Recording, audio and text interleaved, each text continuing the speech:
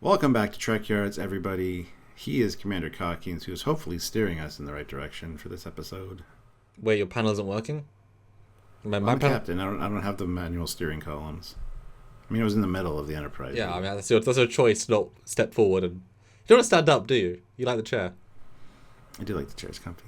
Stuart, you know how Lower Decks likes to do things? Real things. Well, they brought back a thing, one of the fan reaction things of like, wait, what? From Insurrection of all things. They brought one of those back. And they also brought something else back, which we saw in Into Darkness. It's kind of a Kelvin crossover. That is true. But they did it well, and they did it how it should probably be done. Well, set the scene, Stuart. Set the scene. Obviously, full spoilers, guys. This is well into spoilers, so please watch the episode. They got to shut down all the power on the ship, and as a result, Ransom has to basically steer the ship manually. Got a manual steering column like we see in Insurrection, only better because it's not a joystick that you can buy at the local game shop at the end of the street. And it pops out from his chair, which is really cool. Yeah, it's a really, it's the most subtle thing, as if it was designed to be just a basic function. But he's also tied into the visor on his spacesuit with the telemetry and stuff, which is very, again, Into Darkness. That's the first time I really kind of saw that. So I kind of like that tie-in. It even addresses another issue with the bridge window thing, or lack thereof. But we'll get to that in another video. Yeah, this was as if they kept adding on elements of Trek canon. It was like we couldn't get enough because they kept throwing these things. And they play it like such a small moment. And I watched the after show with Mike Mann and Will Wheaton, and he pointed out that this is actually a payoff to a joke from episode 3 of season 1, where Ransom calls out in the train simulation where Rutherford accidentally kills all of the children on the ship somehow. It's a whole thing, and Ransom makes a very sexualized joke about he much prefers holding that firm pulsing rod of manual control, and we're like, oh, turns out that was this is a payoff to that. He's actually very good at that. He actually came from a pilot background and knows how to do manual control like a boss. Very tricky situation here, like a real boss. He's excellent in the situation.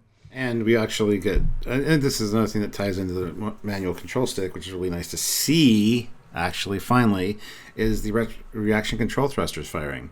There's 4 little things on each one. You don't always have to fire 2, sometimes just 1, depending on how much.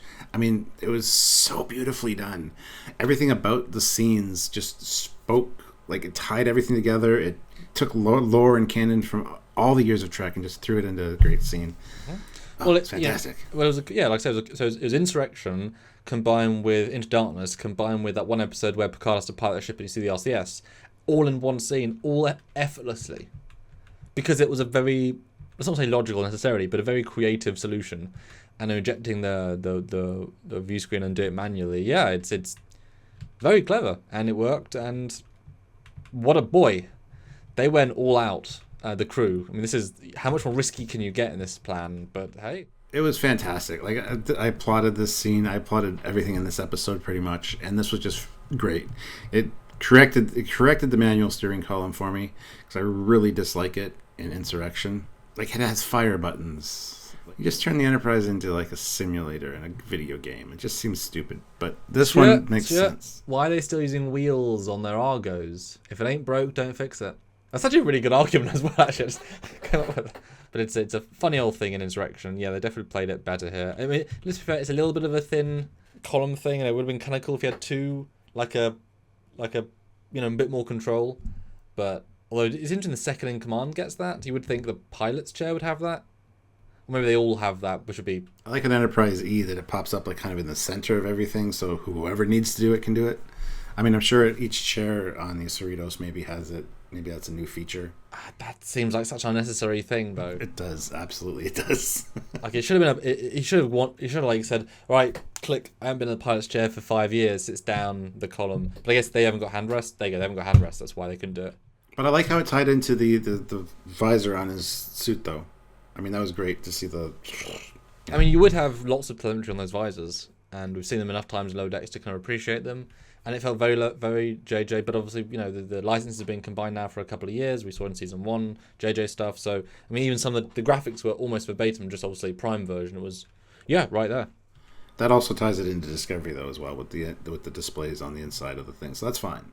So yeah, want to talk about that, guys? One of the few things of Insurrection, one of the many things of Insurrection, one of the lots of things of Insurrection people have problems with. You more than me, obviously, but they brought it back. And good job.